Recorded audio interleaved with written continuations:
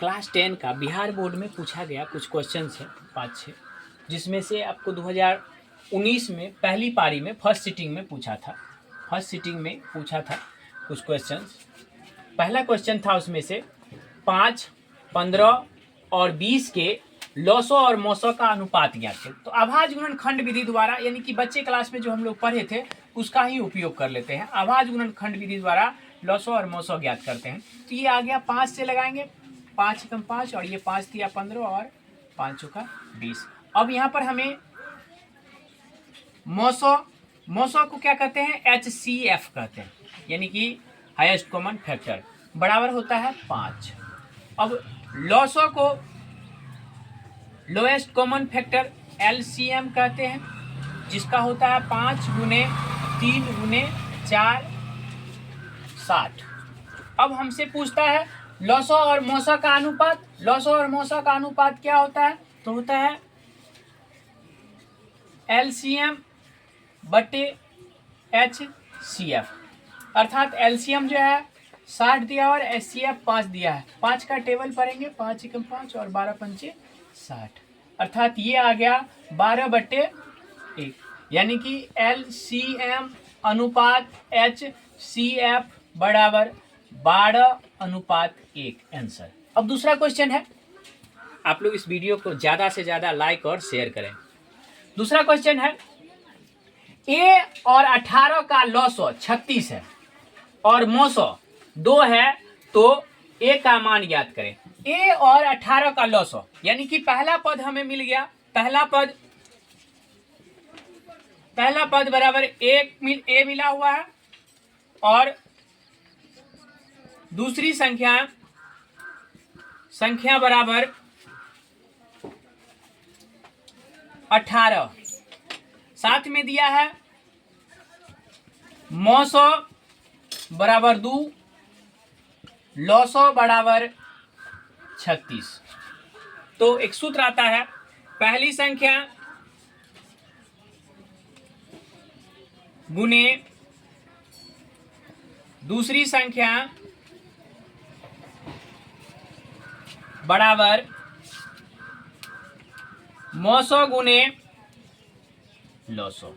अगर कहते हैं पहली संख्या हमको ज्ञात करने के लिए कहता है, पहली संख्या A है और A का मान हमको निकालना है, तो A बराबर लॉसो गुने मोसो, तो 36 गुने 2 बट्टे दूसरी संख्या बराबर 18 का टेबल 2 बार पढ़ेंगे, ठीक है।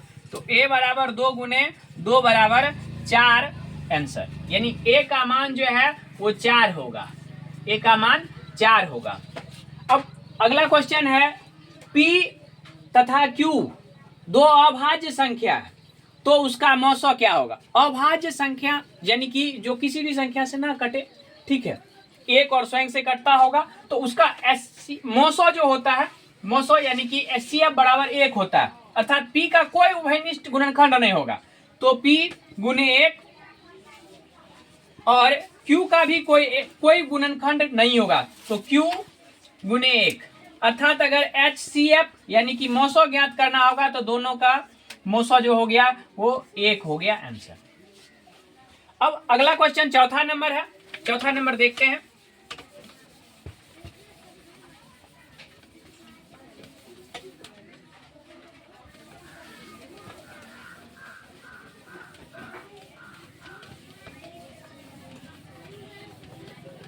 चौथा नंबर कहता है द्विघात बहुपद x² - 2 के शून्य ज्ञात करें।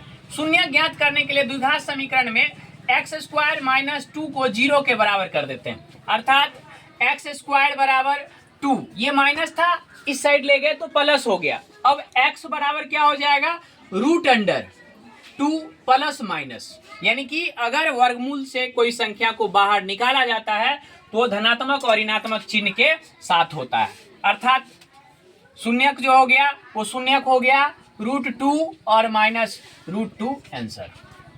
अब अगला क्वेश्चन पांचवा नंबर है, ये कंप्लीट है।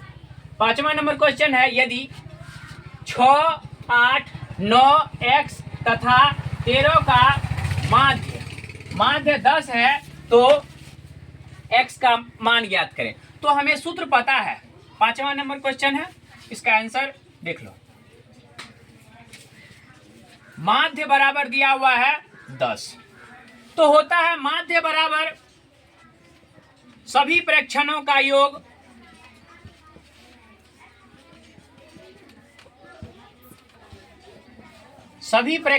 योग बटे प्रेक्षणों की कुल संख्या, प्रेक्षणों की कुल संख्या।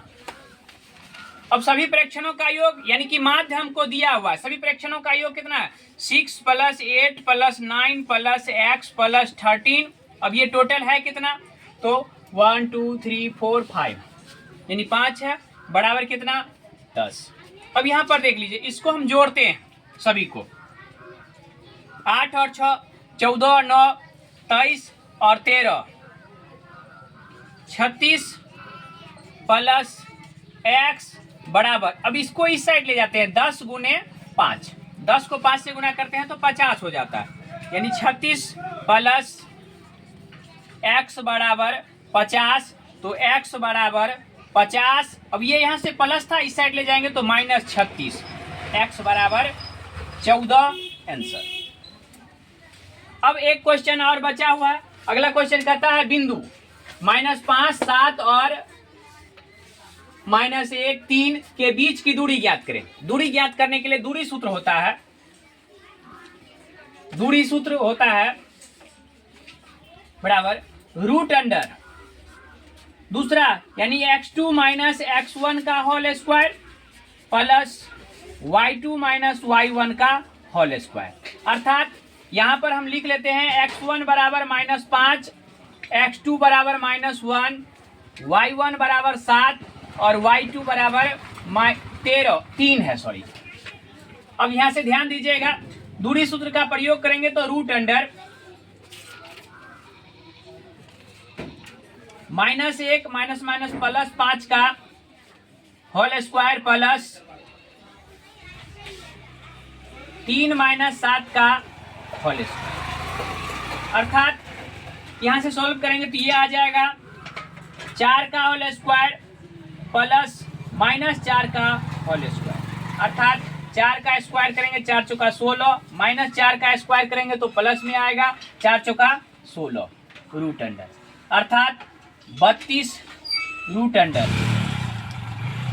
तो ये वैल्यू आ गया 4√2 आंसर। दूरी सूत्र में दूरी आ गया 4√2। आप लोग इस वीडियो को ज़्यादा से ज़्यादा लाइक शेयर और सब्सक्राइब और साथ में कमेंट करके बताएं कि आपको ये वीडियो कैसा लगा।